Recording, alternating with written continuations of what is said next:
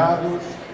Pedimos que o professor Jacó Carlos Lima permaneça à mesa para dar prosseguimento ao evento com a apresentação da conferência de abertura, que será proferida pela professora doutora Edna Castro.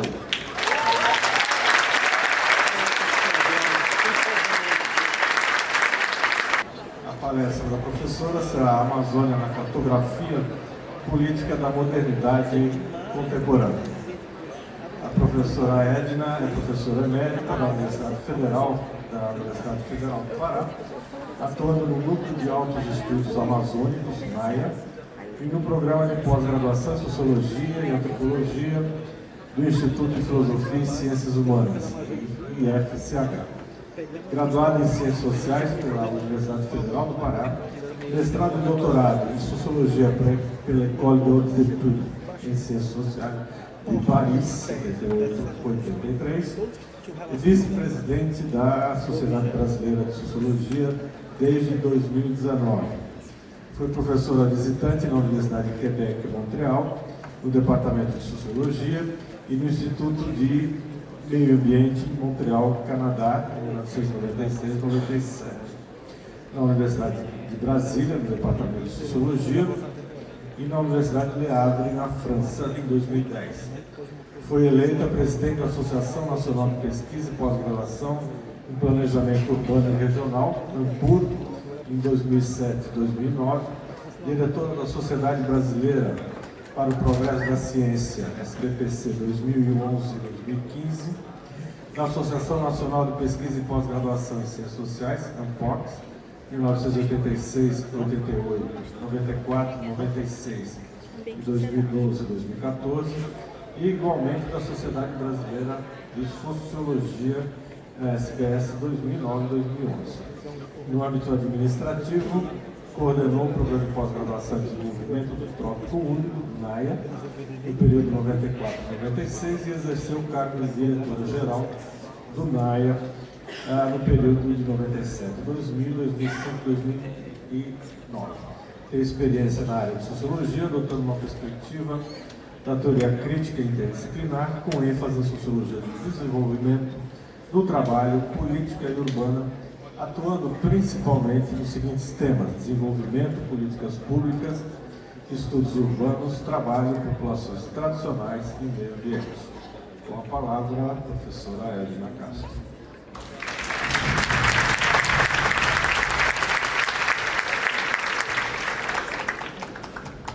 Boa noite a todas e todos aqui presentes.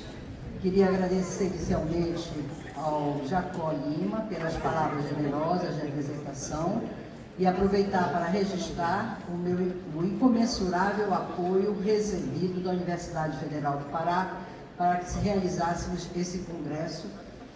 Agradecimento esse que vai em nome do professor Emmanuel Toninho, reitor da universidade, e o professor Gilmar Pereira da Silva, vice-reitor, a professora Maria Iracilda da Cunha Sampaio, pró-reitora de Pesquisa e Pós-Graduação, professor Nelson de Souza Júnior, pró-reitor de Extensão, além de colegas de institutos e demais equipes da UFPA. Eu acho que esse acolhimento foi fundamental para que a gente pudesse fazer esse congresso. Eu me sinto um pouco assim, precisando fazer esse agradecimento público. Eu queria dizer que eu me sinto muito honrada com o convite para proferir essa conferência de abertura do 21º Congresso Brasileiro de Sociologia. Considero sempre um desafio falar sobre a Amazônia. Nunca sabemos tanto quanto gostaríamos. Embora eu tenha realizado muitas pesquisas e trabalhos de campo ao longo de mais de 40 anos, e que eles me permitiram acompanhar as dinâmicas, os processos de mudança dos territórios na vida das pessoas, assim mesmo de Amazônia nós sempre somos pesquisadores iniciantes. Eu sou contemporânea de muitas mudanças nesses territórios que eu pude observar e sentir, muitas vezes com muita dor, os processos de mudança e as violências que acompanhavam.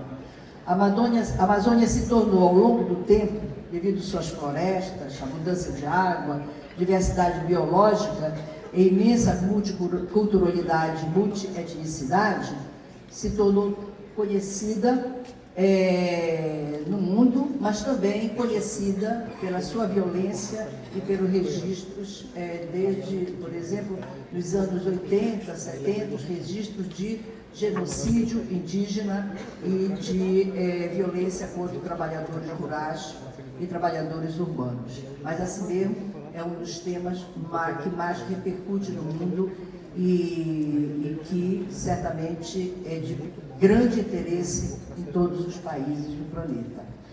Eu pretendo destacar nessa minha fala 3 pontos que me parecem importantes como descritores do nosso tempo e para o entendimento das dinâmicas presentes na Amazônia.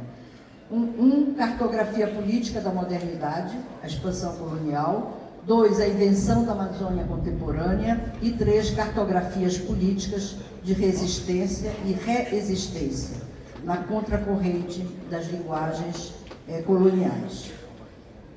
Embora eu tenha preparado alguma coisa para falar mais tempo, eu vou tentar encurtar um pouco para a gente ter um tempo bom para o lançamento dos livros, que é a sequência dessa conferência. Inicialmente eu vou recorrer um pouco à história. Eu acho que a história ela é a nossa âncora, não é? Nós precisamos estar sempre trabalhando a memória, trabalhando a história e revendo, e eu acho que, por isso, eu quero recorrer um pouco à história. A escrita da história colonial, inicialmente, mas para lembrar das estratégias das ações políticas de dominação e resistência. Em 1616, os primeiros navios da colonização aportados na foz do rio Amazonas inauguraram um processo de expansão a partir de um lugar que daria origem, depois, à cidade de Belém. A foz do rio Amazonas representou por todos esses séculos, a embocadura do rio Amazonas representou por todos esses séculos a passagem e a fixação de diferentes grupos sociais e de formas diversas de exploração econômica de recursos, tais como as drogas do sertão, a madeira, a caça, a pesca, os minérios, as frutas e etc. Destacou-se também pela agricultura de várzea e de terra firme, dois biomas importantes, ecossistemas importantes, com suas plantações de cacau, cana-de-açúcar, tabaco, frutas, grão, mandioca, e que esteve ligado às atividades de engenhos e de muitos processos de trabalho e de transformação primária de outros recursos agrícolas. Navegadores, escrivãos, visitantes, naturalistas, entre outros, estiveram aqui com propósitos de inventariar riquezas de fauna e flora das terras encontradas, mas não descobertas, mas encontradas, e elaborar detalhados informes para o mundo ocidental.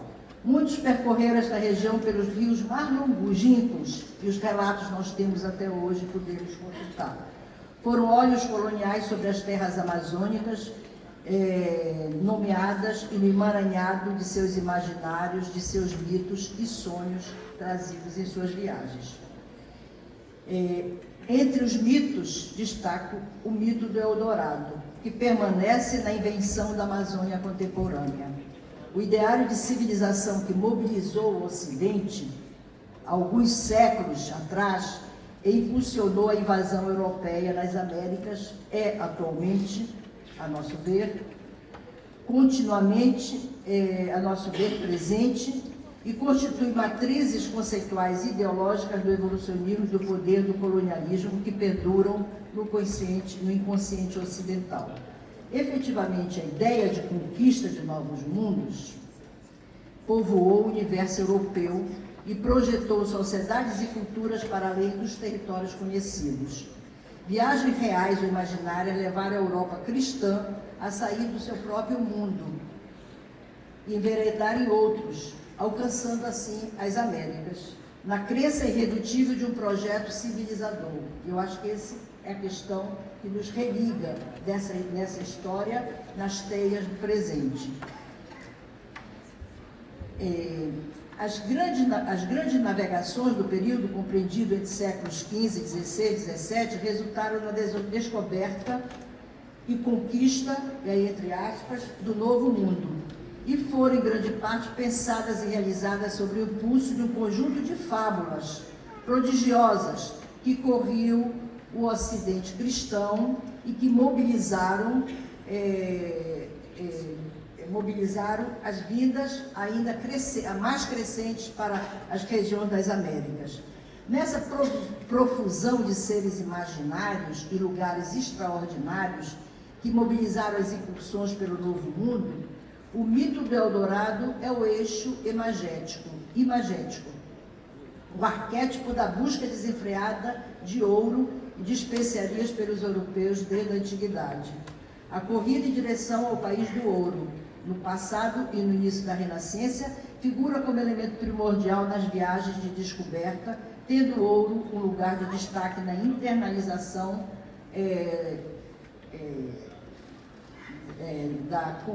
do avanço sobre as terras das Américas.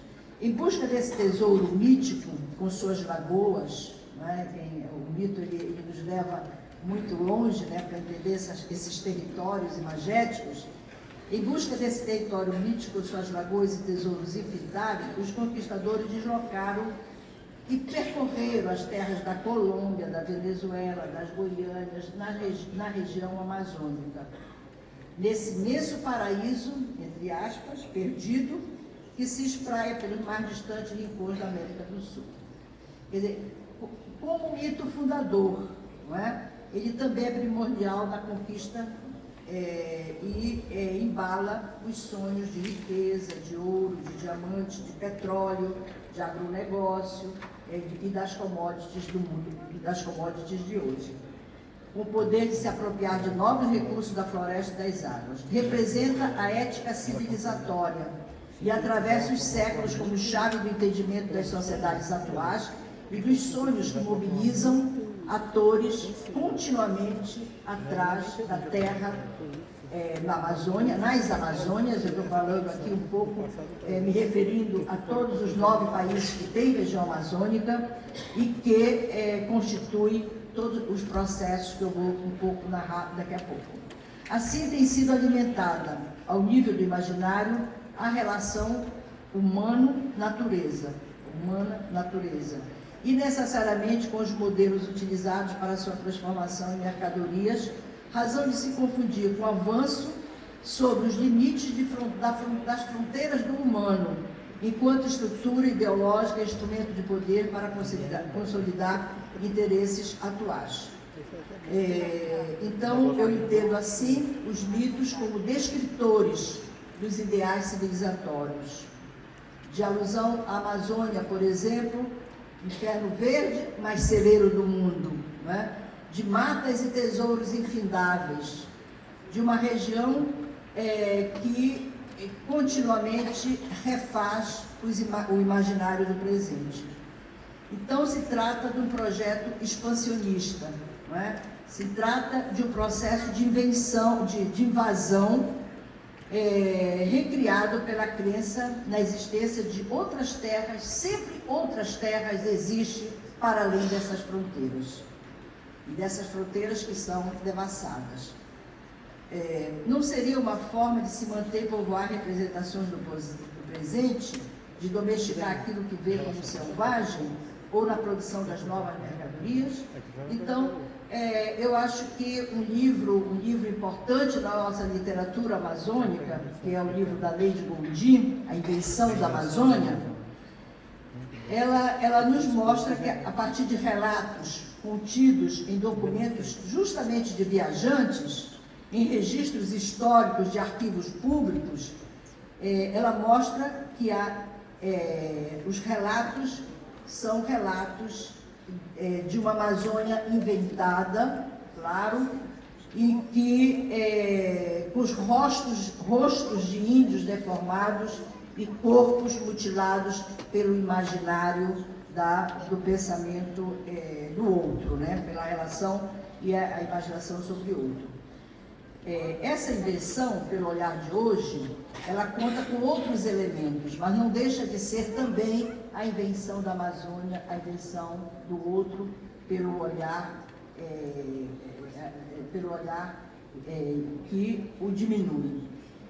O olhar que seleciona, que restringe, como, por exemplo, pensar a Amazônia como a salvação salva ou pela bioeconomia, como um novo mito, uma nova falácia para se dizer vamos salvar a Amazônia.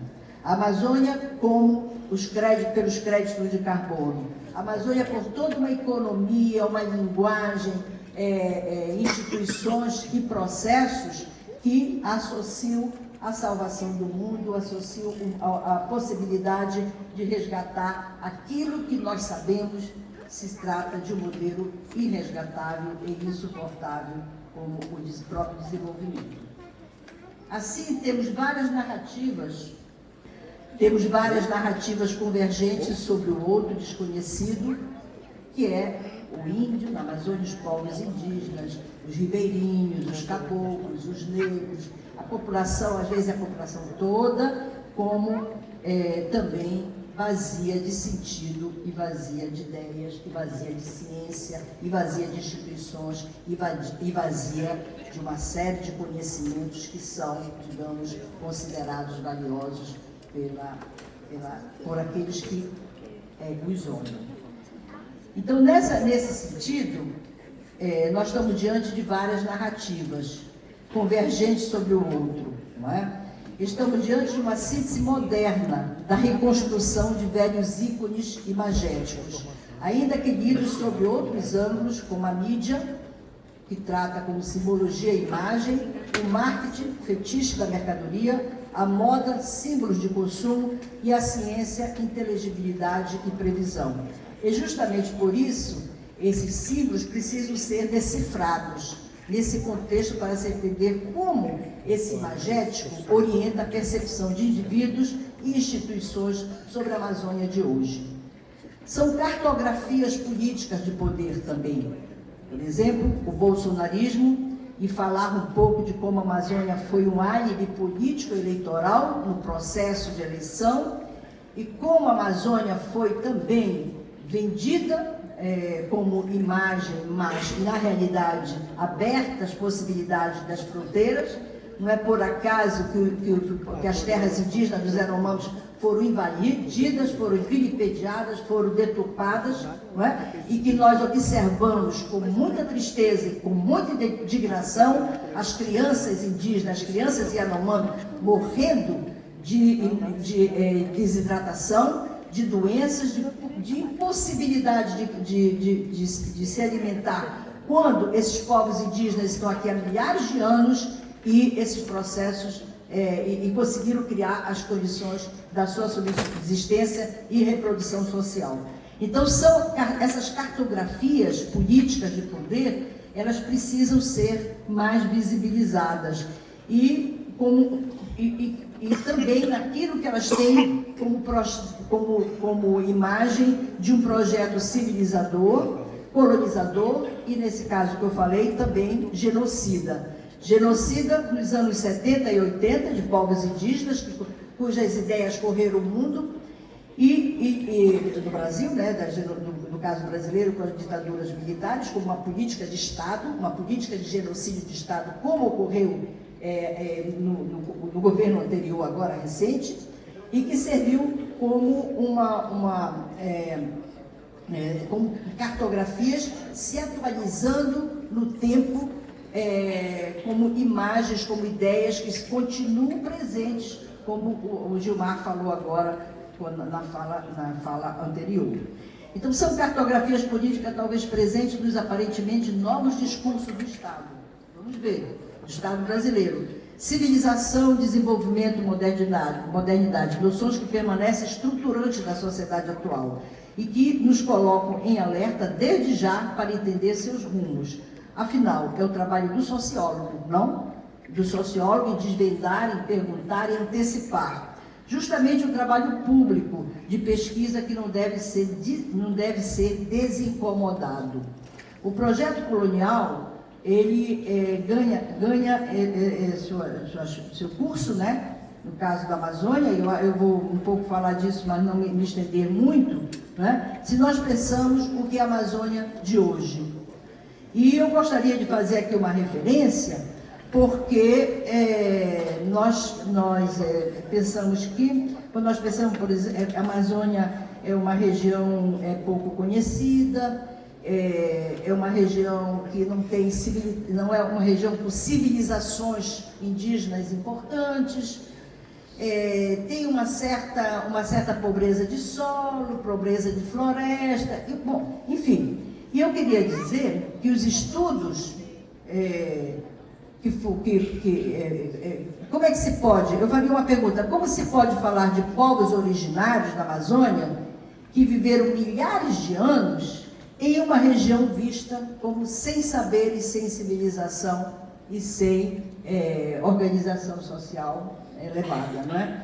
A Anna Roosevelt, em 2009, nos responde seus estudos realizados entre 1990 e 1992, responde essa pergunta, quando analisou as pinturas rupestres encontradas na Caverna Pintada em Monte Alegre e desvenda pelos traços e pinturas o nível de organização social de povos que viveram na planície amazônica de inundação e deixaram pelas imagens gravadas nas rochas daquelas regiões, que são datadas de 11.000, calculadamente tem uma diferença aí de anos, mas de 11.000 anos até a possibilidade de ser 16.000 anos, dependendo depois dos estudos que foram feitos, deixaram gravados parte de seus saberes, de seu universo social imaginário.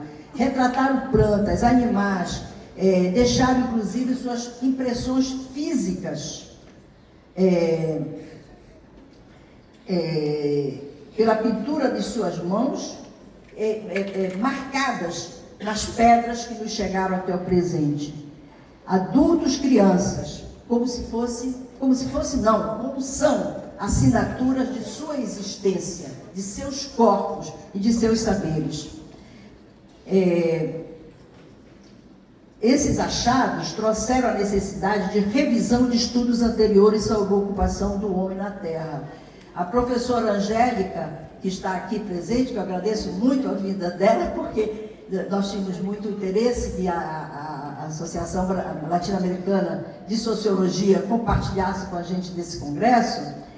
Ela sabe muito bem a importância da arqueologia, não é? Porque o México é um país que faz e que sabe ensinar e produzir conhecimento sobre arqueologia. O Brasil não. A Jane está aqui e recentemente nós temos arqueologia na Amazônia, apesar de sua grande importância, graças ao trabalho incansável de alguns professores. Esses achados trouxeram, portanto, a necessidade de revisão de estudos anteriores sobre a ocupação do homem na Terra. Sua análise serve para sustentar a tese da presença de sociedades complexas na Amazônia, com anterioridade da ocupação humana e colonial, muita anterioridade em relação à colonial, e com formas de organização econômica e administrativa que comportava povoados de 10.000 habitantes.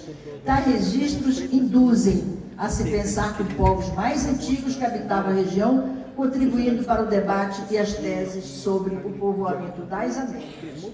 Até o presente, contam-se vários séculos de processo de ocupação territorial lunar pacíficos. Essa presença indígena tão longínqua no tempo, ela me impressiona como as pessoas não se dão conta do poder dos saberes dessas populações, de se reproduzirem no tempo, de criarem, de construírem formas de vida com a natureza, como o caso da Terra Preta e uma série de outros processos, e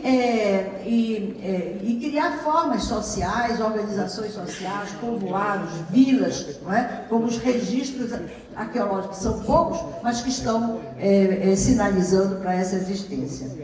Então, nós não podemos pensar de outra coisa, de que o silenciamento desses povos, de seus saberes, de suas culturas, não teria sido senão uma grande violência desde a invasão desses territórios ancestrais. Essa,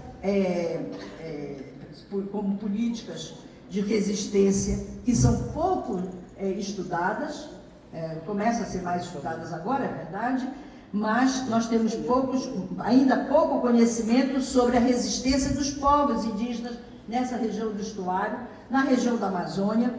Sabemos da resistência muito forte dos diferentes povos nessa região do estuário do Amazonas, do estuário do Rio Amazonas, aqui em todo o Correio, todo o Vale do Amazonas, não é? E a resistência do povo tupinambá, a resistência que se refortalece, né, com a cabanagem. Os territórios étnicos formados por redes de quilombos, são redes de quilombos que nós encontramos nesses territórios todos do Pará, muito do Pará, e que se espraia por outros estados da Amazônia. E essas lutas, portanto, esses processos de resistência, eles são silenciados na história, mas eles estiveram presentes e os estudos feitos, eles trazem isso à visibilidade. Hoje nós temos uma percepção maior, não é? E eu acho que também com os movimentos sociais se passa a ter outras percepções, né? Efetivamente, o nacionalismo e o desenvolvimentismo, com duas bandeiras, não é? Presente no processo de expansão nas Américas, eles atravessaram os tempos e os governos no Brasil. Eu queria um pouco me referir sobre como a Amazônia, nesse último século, foi vista e foi pensada pelo Estado, né? Eu não vou descer muito a detalhes, porque infelizmente não tem tempo, mas eu queria dizer que nacionalismo e desenvolvimentista sempre foram as bandeiras que atravessaram os governos brasileiros a partir de 30 e as políticas voltadas para a Amazônia. Entende-se de Vargas, do Estado Novo, com seus discursos sobre progresso e modernização, a Juscelino Kubitschek, nesse caso com os marcos desenvolvimentistas que balizaram a construção de Brasília e da rodovia Belém-Brasília, que foi realmente um eixo que transformou o território. E esse ideário está presente nos governos e pode ser lido nas suas macropolíticas voltadas para a Amazônia, notadamente no período militar, não é? Com a Sudã, que é apenas uma ferramenta da instalação dessas políticas, e que é a matriz básica de expansão do processo de integração capitalista de novas terras, que esteve presente nos processos de conquista em todas as Américas, no Oeste americano, onde os povos indígenas foram arrasados e desaparecidos, não é? Nós sabemos da história, mas também no Canadá, onde os povos indígenas estão presentes, porém nas regiões mais frias, nas terras mais frias do norte, do grande norte do Canadá. Então, o avanço para as novas fronteiras sempre foi um balizador, não é? Um episódio de expansão da civilização da margem dos Atlânticos, igualmente no Brasil com avanço para novas fronteiras agrícolas, no oeste paranaense, paulista, mato-grossense, marcado por ideias difundidas nas políticas governamentais de construir o sentimento de nação. Então, o debate de nação, ele está presente, ele é marcante aqui no avanço sobre os territórios amazônicos, não é? Uma versão brasileira, expressa, por exemplo, em síntese, eu acho que o programa Marcha para o Oeste, de 1937, ele é um norteador, ele é um continuador, de certa forma, no Estado Novo do Getúlio, e as ideias de nação e brasilidade comandando as políticas varguistas, não é? Eu acho que isso é muito claro. A partir de 64, as políticas nacionais do governo militar sobre a ditadura e das análises sobre as consequências da modernidade. Nós, da sociologia, temos muitas, não é? Nós temos autores fundamentais que fizeram críticas importantes ao processo da fronteira, avanço da fronteira, que eu confundo com desenvolvimento, que eu misturo com modernidade e que eu vejo que é o mesmo processo civilizatório de construção de territórios, de conquista de territórios dos outros, de outros, não é? Essa palavra conquista não é uma palavra criticada, evidentemente, mas de assalto, eu diria, sobre territórios de outros.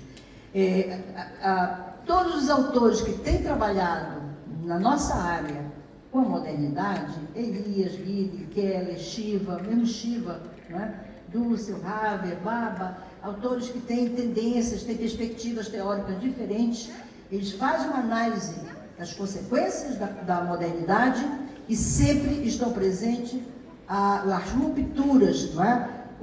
Em relação a tempo e espaço, as rupturas de mundos, são mundos diferentes que estão sendo rompidos no processo civilizador da modernidade, revolucionadas e suas consequências sobre os costumes, os valores, etc.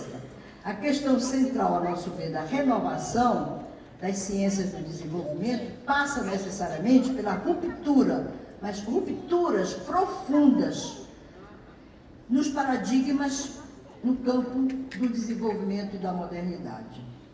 E aí eu recorro a Said, porque ele fez uma obra clássica, as suas obras clássicas vão nessa direção, Escobar, estudos demarcadores do limite, como os limites trazidos pelo Fanon, né, os limites da compreensão das sociedades a partir do olhar da raça, do olhar do racismo, da relação racial, das estruturas, também há formulações que interrogam a formação de um campo de estudos pós-coloniais, como assinala o próprio Said no orientalismo, catalogados exaustivamente através de imagens de inferiores e exóticos, como ele mostra no livro O Orientalismo.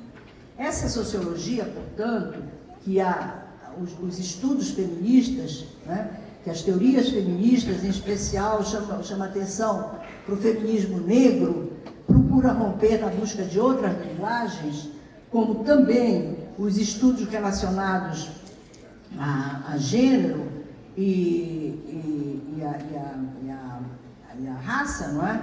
Eles precisam ser norteadores de uma outra leitura da sociologia e de seus desafios que nós estamos trazendo no Congresso. Então, eu acho que eu queria rapidinho falar sobre essas cartografias de saberes na Amazônia, não é? Porque como entender a Amazônia sem um pensamento crítico? Como entender a Amazônia seguindo os mesmos cânones da ciência que nós estamos acostumados a trabalhar? Né? Porque essas cartografias são cartografias políticas.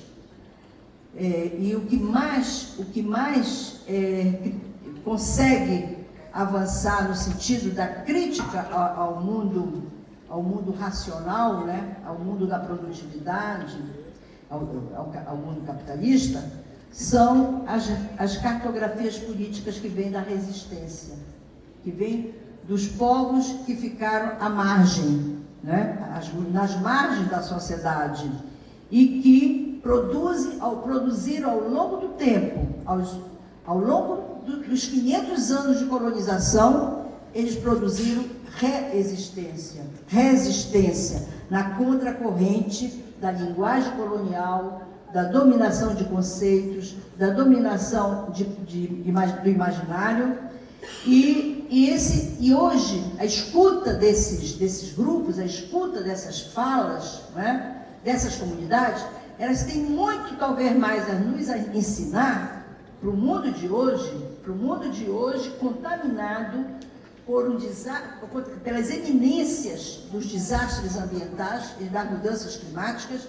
Eles têm muito mais a nos dizer sobre a vida, sobre a existência, sobre a sociedade, sobre a cultura, sobre o amor, sobre a felicidade, do que talvez muitos compêndios que nós estamos acostumados a carregar.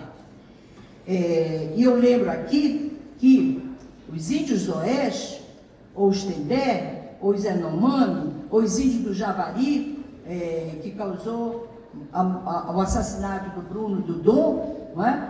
Todos eles são povos indígenas ameaçados. Todos eles vivem as dores de serem vigiados, de serem controlados, de serem ameaçados de morte, ameaçados de perda de vida, não é? Tantas e tantas ameaças que chegam às populações quilombolas. A cada aluno meu que vai para campo, e o nosso campo é um campo minado, porque a Amazônia toda é campo minado, de violência, de tensão, de empresas que chegam para tirar o território, de empresas que se dizem donas das terras, que nem sequer elas sabiam que existiam. Então, nós estamos em cima de um terreno, de uma região solapada pela violência, pela tensão. E o que nós vimos, as imagens que nós vimos do povo Yanomami, são imagens que você pode mudar o povo e você vai sentir que a violência está cortando a carne dessas pessoas, não é?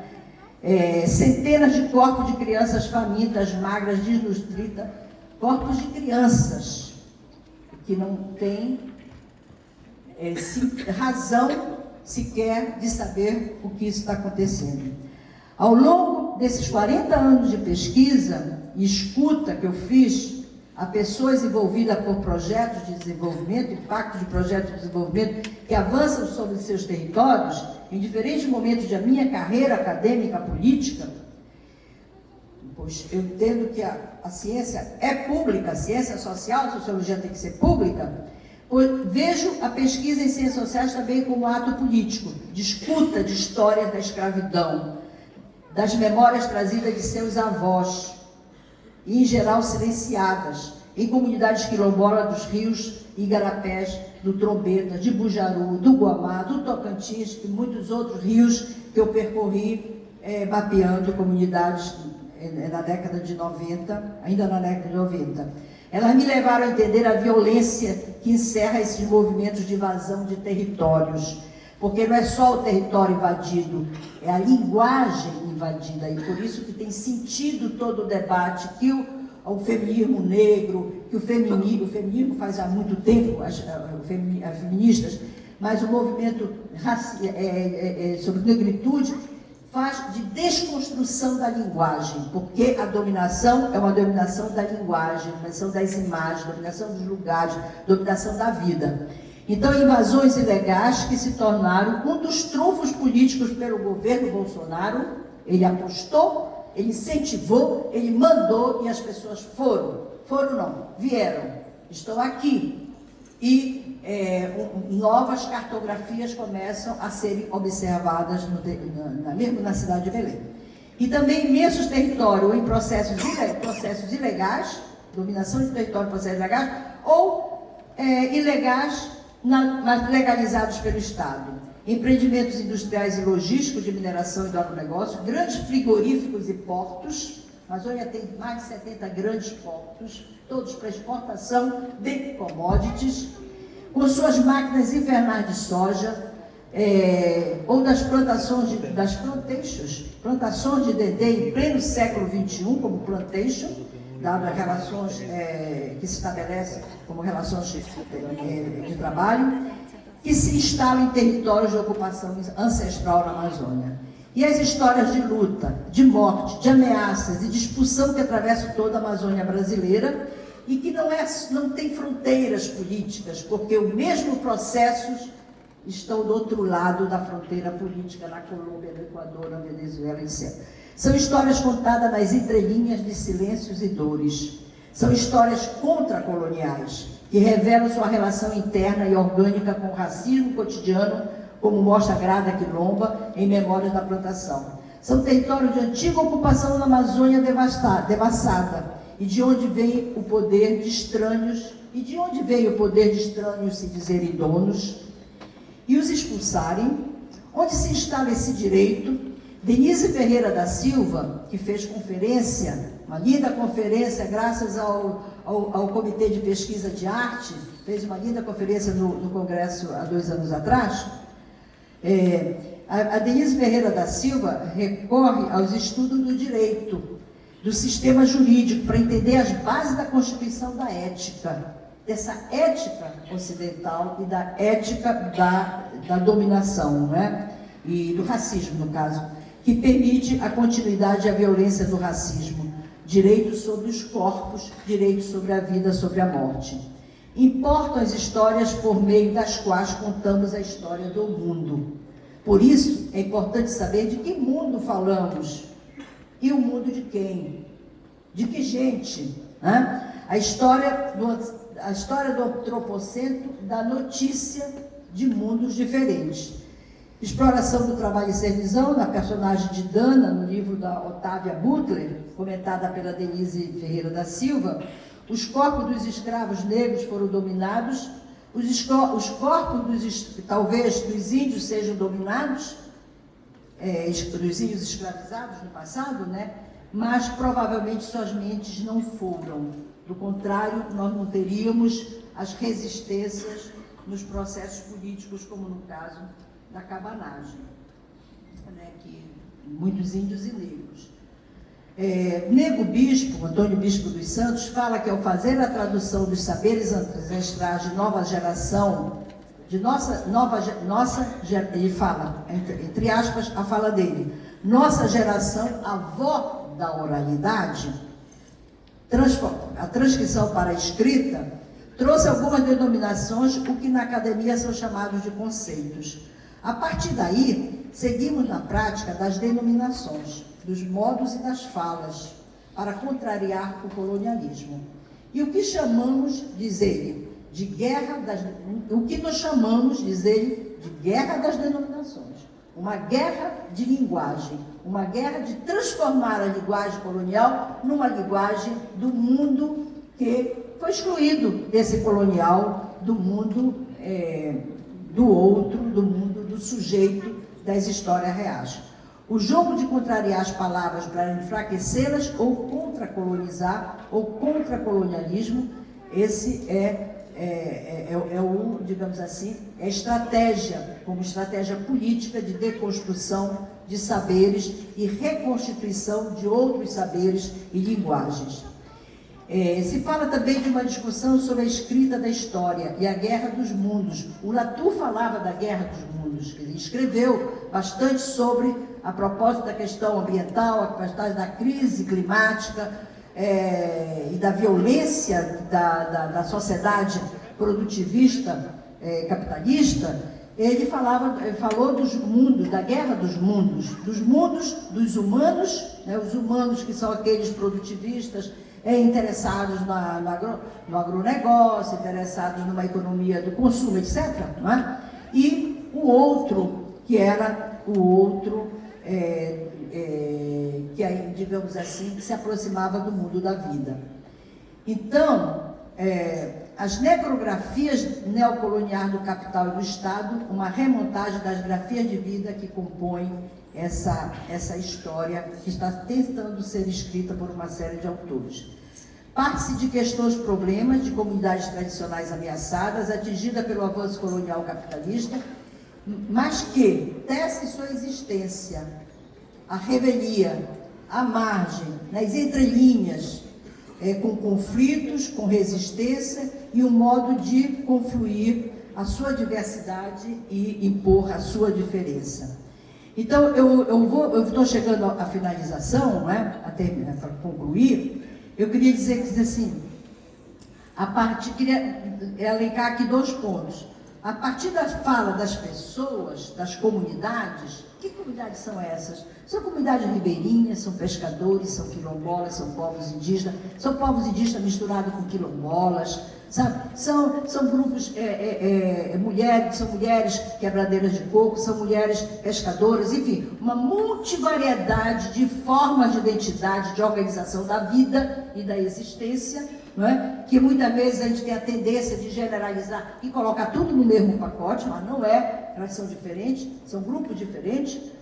A partir da fala dessas pessoas, das comunidades amazônicas e de lideranças comunitárias, tenho procurado entender quais as questões de fundo que estão no jogo, que estão em jogo na Amazônia, nessa Amazônia contemporânea, e que subjazem aos processos comemorados, festejados, como, por exemplo, festejar o desenvolvimento da Amazônia, festejar a chegada da Cargill, do porto da Cargill em Santarém, ou o porto da Bunger, na embocadura de um outro rio. Todos os grandes rios da Amazônia têm um grande porto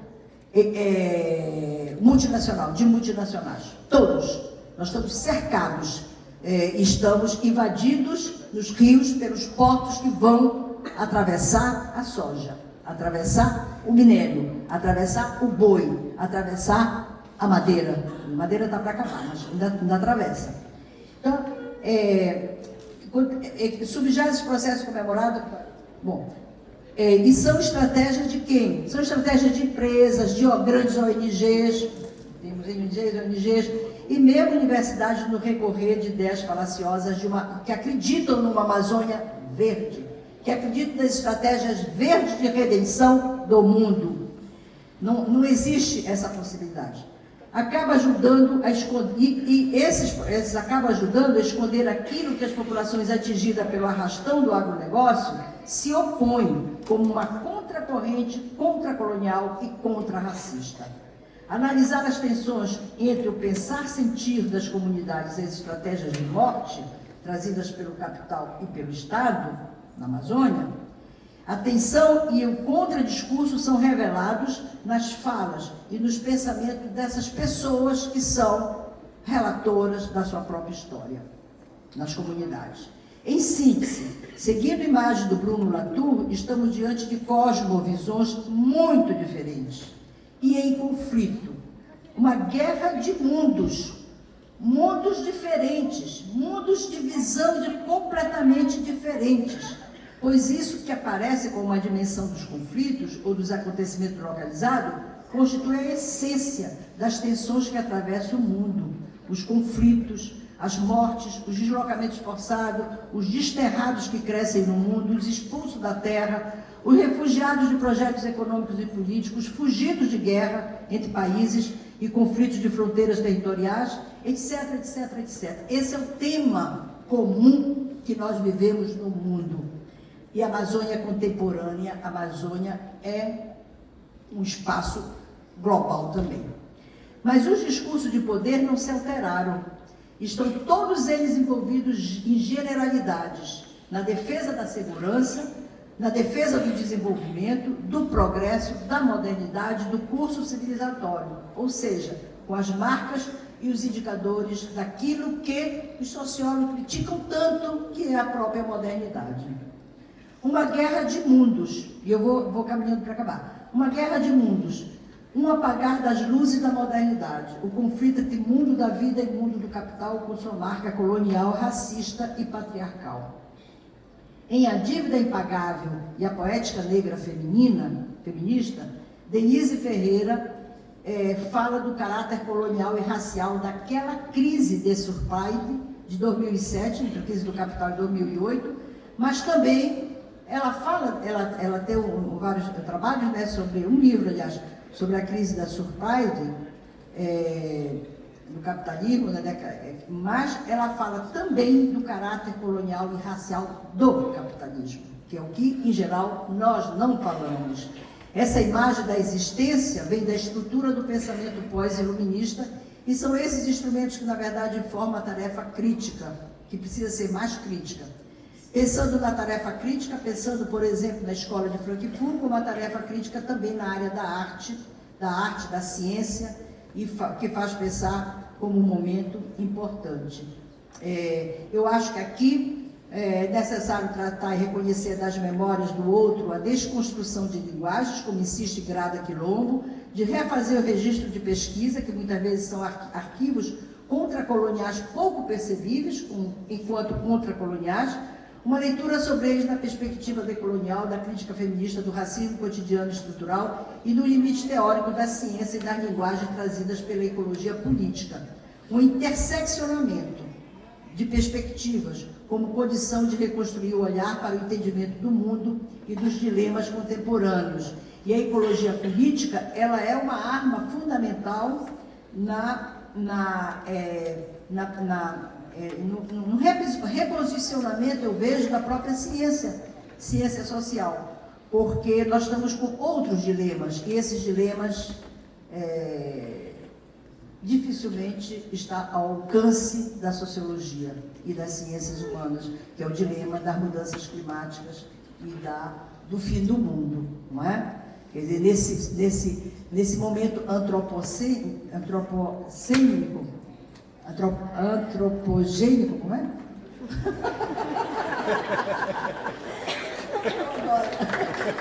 Que é nosso, nós demos nome, nós nomeamos a época, a fase, né, de destruição de nós mesmos.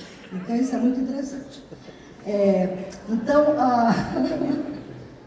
a ecologia política, a leitura da ecologia política, ela detona uma série de percepções seguras que nós temos no nosso, digamos, mestreio. Finalizando, a escuta das histórias amazônicas demarcam territórios afetivos e de ser no mundo como resistência e reexistência. Os cemitérios do Muju e Acará, tomados de conta pela empresa de Dendê, que considera as terras que são ancestrais e que são dos mortos, de antiga ocupação, as empresas coloniais reeditaram o passado colonial no presente amazônico, invade, expulsa e criminaliza o antigo ocupante da terra, mesmo os mortos. Desmerece, eu vou parar para contar rapidinho, aqui perto de Belém, no Rio Moju, no Rio Acará, as comunidades indígenas, quilombolas, ribeirinhas, etc., o Dendê avança, toma conta das terras ancestrais, por legalizar, inclusive o Ministério Público, eles têm uma condenação, mas eles não respeitam a condenação jurídica, e eles continuam avançando sobre as terras, e tomaram conta, e incorporaram nas terras deles os cemitérios. E no último, não sei se foi em 2021 ou 2022, esses grupos, né, das comunidades resolveram limpar o cemitério e fazer uma homenagem aos mortos naquele período como uma manifestação política, entendeu? De resistência e de respeito à morte, mas de resistência política. E foram limpar o cemitério, encontraram os mausoléus que estavam escondidos no meio da mata, não é? E começaram uma ação de recuperação dessa área e dos cemitérios. Então, essa é a atenção, apenas para dar um exemplo de como é que se tece essas relações a cada momento, a cada espaço, a cada território. São muitos e muitos e muitos, e quem vai a campo entende bem o que eu estou falando. Então, desmerecem assim suas plantações e essas empresas desmerecem, quer dizer, menosprezam as suas plantações como plantações sem valor, a roça de mandioca, de macaxeira, etc. Desmerecem as plantações, as suas casas de madeira, com as imagens vazias, com as suas imagens das empresas que são vazias, mas que são preenchidas por termos como desenvolvimento e progresso. Os cemitérios foram limpos e recuperados no dia de finados, simbolicamente para mostrar que aí tinha história lembrada pelos descendentes, pelos povos indígenas e comunidades ribeirinhas expulsas daquela terra. Uma contracorrente do poder colonial da empresa BBJ, em movimento contracolonial, com apoio do Ministério Público e organização da sociedade civil, inclusive pesquisadores da universidade. Por isso é cada vez mais importante escutar e reagir à compreensão das histórias, uma escuta atentiva e responsável dos pensamentos das contralinguagens que se percebem nas interpretações de atores violentados, pensamentos que surgem como possibilidade de resistência e essa violência, não é? Parcial e total.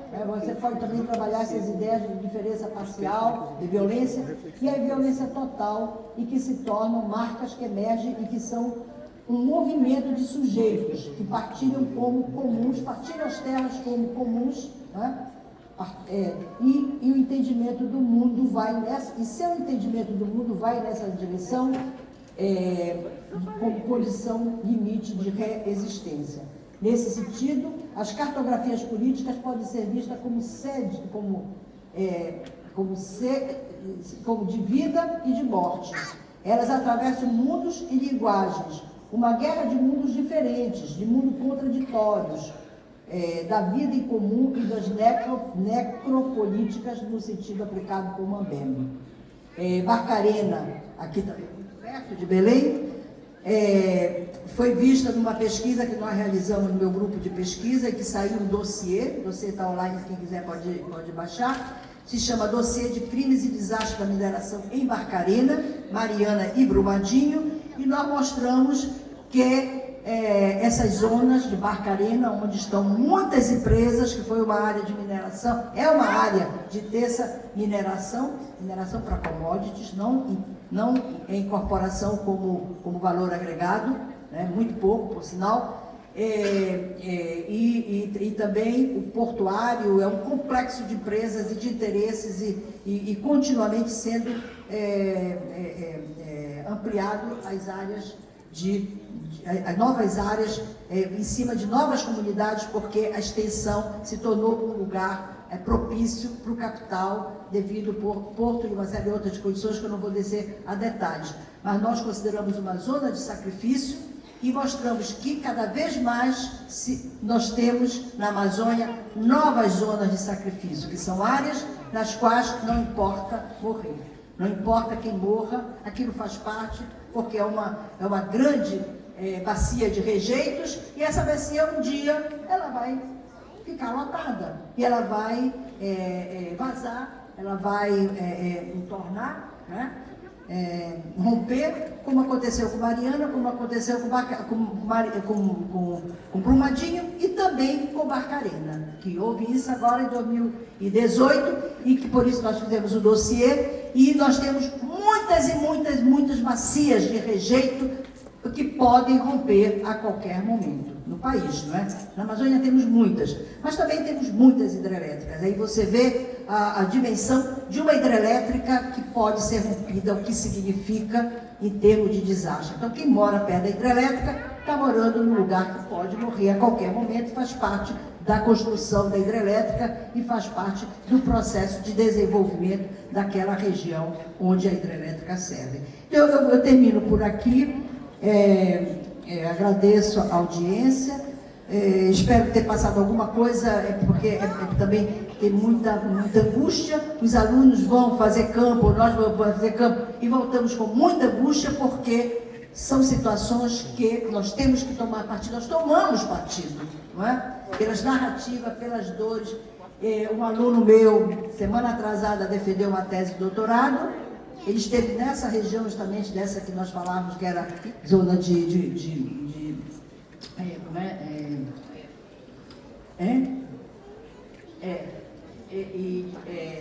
então, ele fez, a tese dele foi super elogiada. Ele não conseguia fazer os capítulos dele sem primeiro fazer um livro sobre a fala das pessoas. Então, o primeiro capítulo dele é um livro de 80 páginas, de 8 pessoas, a narrativa das 8 pessoas sobre os impactos de todo esse processo violento na região de Barcarena, comunidades quilombolas, indígenas, pescadores, etc. E depois sim, depois eu posso falar, mas primeiro é a fala deles. Eles estão falando de um mundo que eu não conheço, é o mundo deles.